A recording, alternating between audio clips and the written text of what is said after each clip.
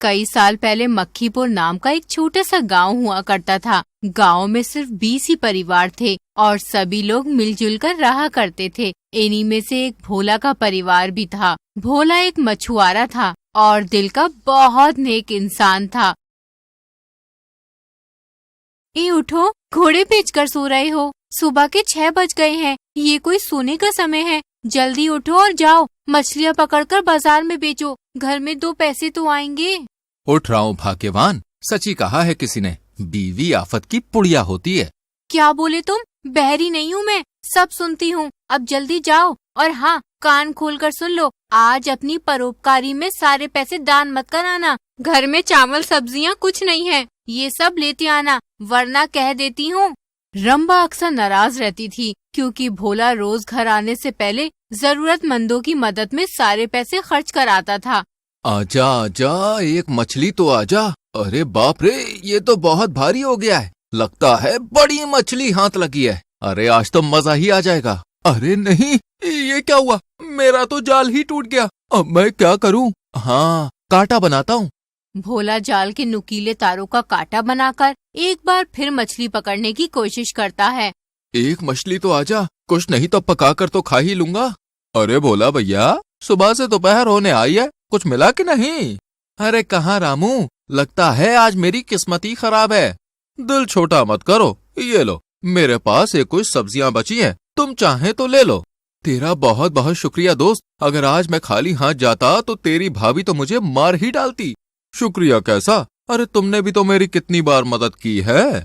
भोला उन सब्जियों को लेकर घर पहुंच जाता है। ये क्या? ये सूखी सूखी सब्जियां, पैसे नहीं लाए? हे भगवान, मैं क्या करूं इस आदमी का? आज कैसे दान करके आए हो?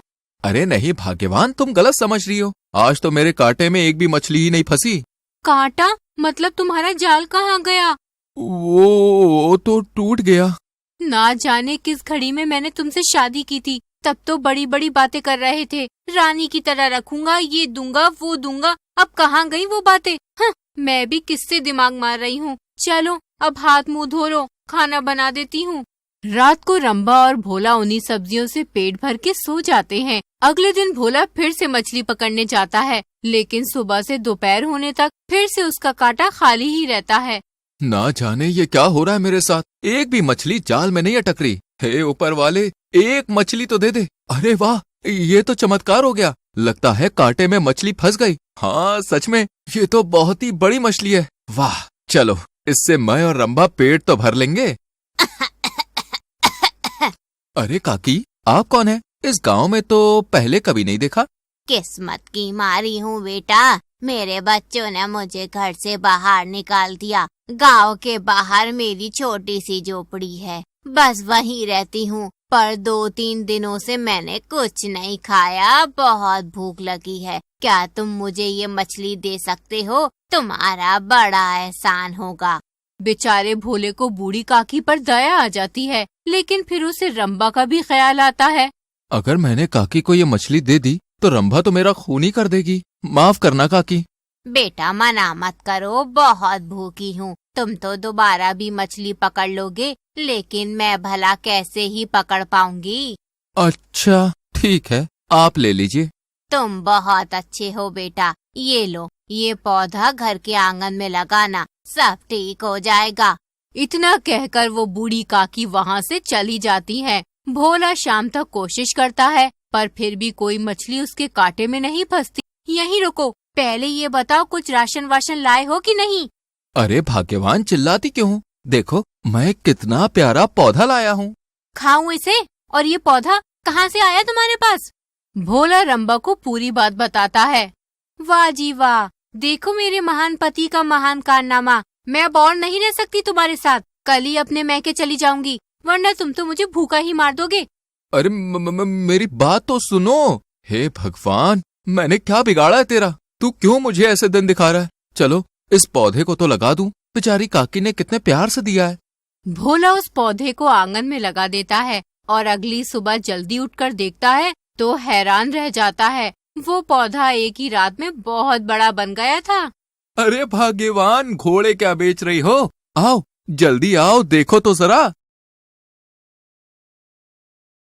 क्यों गला फाड़ते हो? क्या देख लिया ऐसा? अरे बाप रे, हमारे आंगन में इतना बड़ा पेड़ कहाँ से आया? अरे ये वही पेड़ है जो कल मुझे काकी ने दिया था। लगता है जादुई या चमत्कारी पेड़ है। तुमने बिल्कुल ठीक समझा भोला। मैं इच्छा पूर्ति पेड़ हूँ। तुम मुझसे जो भी मांगोगे वो सभी इच्छाएं पूरी करूंगा, लेकिन इसके लिए तुम्हें मुझे पानी चढ़ाना होगा। क्या सच में? फिर तो हमारी सारी मुसीबतें दूर हो जाएंगी। भोला तुरंत अंदर से एक जग पानी लाता है और पेड़ को पिलाकर अपनी इच्छा मांगता है। हे इच्छा पूर्ति पेड़, मैं और रंबा बहुत भूखे हैं। बहुत दिन से कुछ अच्छा नहीं खाया। थोड़े पकवान और मिठाइयाँ दो ना। भोला के इतना कहते ही पेड़ तरह तरह के पकवान और मिठाई पेश करता है। वाह, ये तो सच में चमत्कार हो गया। मैं ना कहता था हमें लोगों की मदद करनी चाहिए। क्या पता भगवान किस रूप में हमारी मदद कर दे। सच कहा आपने। मुझे माफ करना, मैं जरा कड़वा बोली, पर अब नहीं बोलूंगी। मैं सब जानता हूँ भाग्यवान। तुम बाहर से कड़वा बोलती हो पर अंदर से मन बहुत साफ है तुम्हारा। दोनों मजे से पकवान और मिठाइयाँ खाते हैं। साथ ही भोला पूरे गांव में ये ऐलान कर देता है कि उसके घर में इच्छा पूर्ति पेड़ है, तो सब अपनी अपनी इच्छाएं उससे मांग सकते हैं। इसके बाद तो सभी गांव वाले जब जरूरत होती पेड़ को पानी चढ़ाते और अपनी मांग पूरी करके चले जाते हैं।